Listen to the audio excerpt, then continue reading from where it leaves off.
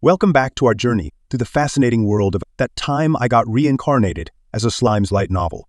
Let's continue from the last part, where we left. Raisin cut off Ghidorah because Ghidorah was using old news and wasn't keeping up with what was happening now.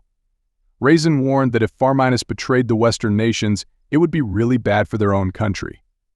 He said that Tempest had a big influence on Part-26, which made them depend on the West. Ghidorah got it and just wanted to hear Raisin say it, but he was also worried about how Ruru wasn't scared of the Empire and what trouble that could cause. Ghidorah talked about how the Empire was being careful about making a train system because they didn't know what Rimuru might do. Raisin and Ghidorah both thought that Rimuru didn't care about the damage he might cause and had his own reasons for acting this way. Raisin interrupted Ghidorah, realizing Ghidorah was unaware of the rapid changes in the world. He explained that if Part-26 betrayed the Western nations, they would suffer economic repercussions and lose their current prosperity. Despite the Empire's offer of protection, it wouldn't match their current lifestyle. Ghidorah acknowledged this, expressing concern over Rimuru's potential response to Imperial force. He mentioned the Empire's consideration of a train system but remained cautious due to potential collateral damage. Raisin and Ghidorah concluded that Rimuru might not fear collateral damage, and he might even see it as an opportunity for more work. Raisin, Grukasith, and Yom all shared their thoughts, with Yom's words carrying weight. He emphasized the importance of providing meaningful work to prevent people from turning to crime out of idleness. He mentioned Rimuru's concerns about the future lack of construction work and the potential demand for rebuilding if angels attacked. Even Grusith agreed, suggesting that Rimuru might secretly welcome the demand for reconstruction. Sar and Grigori seemed frustrated but didn't argue against them. However, the discussion shifted to the potential conflict between Rimuru and the Razos if Rimuru interfered too much in human territories in the West. Raisin's information aligned well with what Ghidorah knew, but there were still gaps in his understanding. Ghidorah saw this meeting as an opportunity to extract as much intelligence as possible from Raisin regarding the current situation with the Razos. He believed the Razos wouldn't sit idly by and would resort to economic tactics to protect their interests. By framing his questions carefully, Ghidorah hoped to gather valuable insights from Raisin, who understood the intention behind Ghidorah's inquiries and provided the information he sought. Raisin informed Ghidorah that the Razos were in a dire situation, with their power greatly diminished.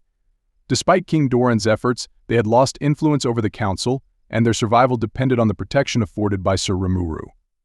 He then revealed the reason behind the Farmus military's defeat, which surprised Ghidorah greatly. Ghidorah was shocked to hear that Rimuru had defeated the Farmus army by himself and that the Razo family was finished. He was especially surprised about Granville Razo, who he thought was the strongest person and led the 7 Days clergy.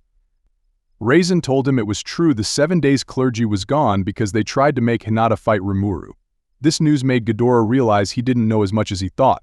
If Granville really was gone, it meant the Razo family's end was true. Ghidorah started thinking about how different their plans would have been if they had known this sooner. That sneaky guy. He knew everything and never told me. Ghidorah bitterly remembered Yuki's face as he muttered these words. Raisin, sensing his frustration, inquired if he was referring to Yuki Kagurazaka. Raisin sympathized, mentioning that Yuki had also taken advantage of them, understanding Ghidorah's feelings of betrayal. Ghidorah found some comfort in what his students said, but it also made him feel frustrated and a bit ashamed.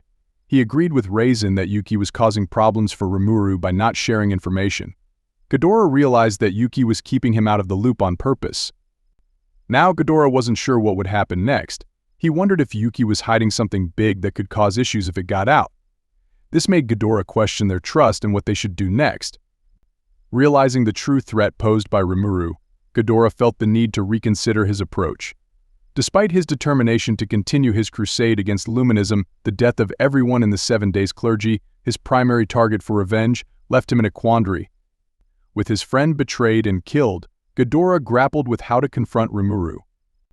Ghidorah was rethinking his support for the Empire because his main reason for wanting the West to fall was gone. But he found a new reason to keep going. He wanted to face the Demon Lord Luminous, who killed his friend. Ghidorah believed that a Demon Lord who used a god's name was wrong. This gave him a new purpose, even though he still had some doubts. Then Raisin apologized and told Ghidorah it might be best to stop his plans. Ghidorah was surprised because Raisin usually wasn't kind like that. This made Ghidorah unsure about what to do again.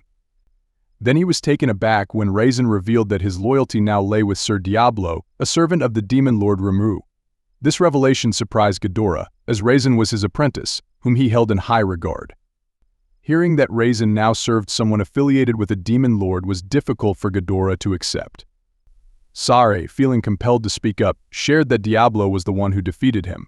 This revelation surprised Ghidorah, as Sare was known for his strength. Hearing this, Ghidorah couldn't help but wonder if Diablo was truly as powerful as claimed, especially now that Raisin served him. Ghidorah, still confident in his abilities, took note of the name Diablo mentioned by Raisin. Raisin further explained that Diablo was one of the ancient demons. Ghidorah understood that if Diablo was an ancient or even a prehistoric demon, his strength could surpass that of a demon lord's, which gave him pause for thought. "No, nothing of that level," said Raisin. "He is far, far above that." He said he was a demon Sar cut in. That Ghidorah was incredulous. Demons usually couldn't evolve beyond a certain level, but there was one exception. This archdemon managed to transcend those limits and became a demon peer, making him the most powerful and sinister of all demon lords. Guy Crimson, the Lord of Darkness. Sir Ghidorah, the lifespan of my master Sir Diablo, is not up for debate. Do you understand what I mean? Raisin's words sounded distant to Ghidorah, who struggled to accept them. Yes, came the confirmation, hitting him hard. Ghidorah attempted to calm himself as he grappled with the truth of the matter. There was reason to doubt Raisin's claim. If a primal demon had returned, it wouldn't be surprising for it to ascend to a demon peer. If Raisin spoke the truth, it would change everything about the Empire's plans. Remembering the chaos caused by Blanc, the original White, Ghidorah understood the gravity of the situation. However, he couldn't shake a nagging question: if a primal had returned, why hadn't disaster followed? Ghidorah regained his composure, though he realized the question wasn't crucial at the moment. Ghidorah paused, considering whether Diablo being a primal mattered at all. It was clear that Diablo had taken Raisin as his disciple, which suggested he might already be a demon peer. Then, overhearing Yom and the others chatting, Ghidorah froze as they mentioned Diablo's role as Rimuru's butler. According to them, Diablo had recruited allies to help manage Rimuru's affairs, indicating a close relationship between them. As the conversation continued, Yom mentioned encountering one of Diablo's allies, a diplomatic envoy appointed by Rimuru. He described her striking appearance with snow-white hair and deep red eyes, emphasizing her attractiveness. Ghidorah felt a sinking sensation as he absorbed this information, overwhelmed by the implications of Diablo's influence.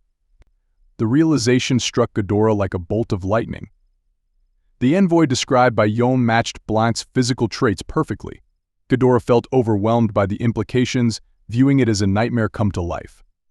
He turned to Raisin, seeking confirmation. "Is this all true?" he asked, desperate for reassurance. Raisin nodded solemnly. "I would never deceive you, my master," he replied earnestly. Then it dawned on Ghidorah. Raisin and the others were being honest. Their concern for Ghidorah's well-being was genuine, urging him to halt the war. "Is it that serious?" Ghidorah asked, met with silent nods from everyone present. As he observed their reactions, a chilling realization struck him. Oh no, Shinji's group might already be on the battlefield. On the other hand, in the city of Rimuru was bustling with people, now a bustling metropolis, even impressing Shinji and his friends from another world. Compared to the rustic towns they were used to, Rimuru's capital in Nazca province was a pleasant surprise, devoid of any unpleasant smells. Despite their initial assumptions that the city had been destroyed, they found it intact, speculating on the possibility of illusions or hidden mechanisms. Transported by Kigali's magic, they awaited Ghidorah's arrival for their return trip, tasked with investigating cautiously. Engaging in light-hearted banter, Shinji's group marveled at Kigali's beauty and teased each other, unaware of the impending dangers lurking in the city.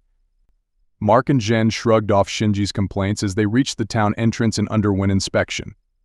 With their free guild Idaho cards from Yuki, the process was quick, and they found an inn before setting out to explore the city for intelligence. As outsiders, they were treated well due to their physical strength, but they understood they couldn't act freely like Rimuru. Yuki's efforts to improve their living conditions were evident, but the city exceeded their expectations, reflecting broader changes in the empire. Mark and Jen didn't mind Shinji's grumbling as they got to the town gate and were checked. They had special ID cards from Yuki, so it didn't take long. They found a place to stay, and then went to look around the city to learn what they could. People were nice to them because they were strong, but they knew they had to be careful, not like Rimuru who could do whatever he wanted. Yuki had tried to make things better for them, and it showed. But the city was even better than they thought it would be, and it looked like a lot of things were changing in the empire. That's it for today, guys, and thanks for watching the video. Stay tuned for next chapter. Until then, goodbye.